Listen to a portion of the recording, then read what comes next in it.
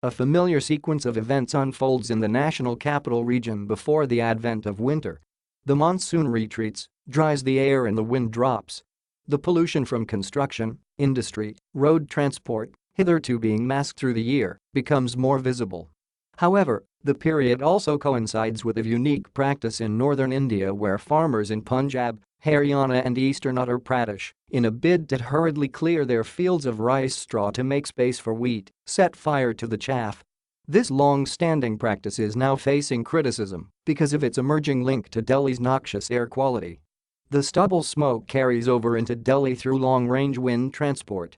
Finally, the third element during the season is Deepavali and the bursting of crackers. The season is also marked by more social gatherings such as weddings or related celebrations that again see a demand for crackers. While there is an official ban on crackers, except so-called green crackers that are not widely available, the additional smoke from all of these add to the bad air, spiking air quality meters into the very poor and severe categories. This provokes a public outcry and concerns from the Supreme Court of India and a harried response from the government that pushes for restrictions on free movement and construction.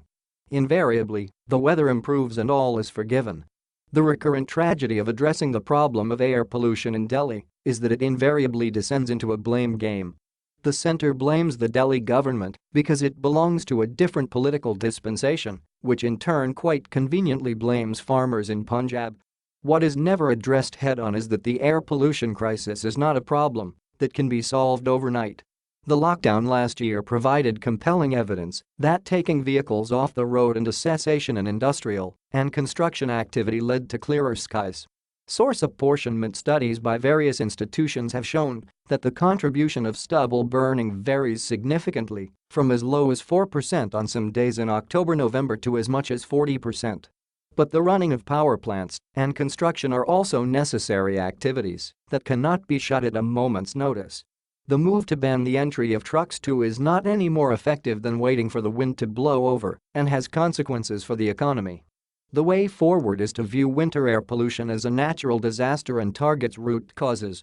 Road dust is the dominant source of particulate matter and the most significant impediment to clean air and unfortunately the least amenable to an easy fix. The emphasis must be on concerted and consistent efforts and not annual blame games.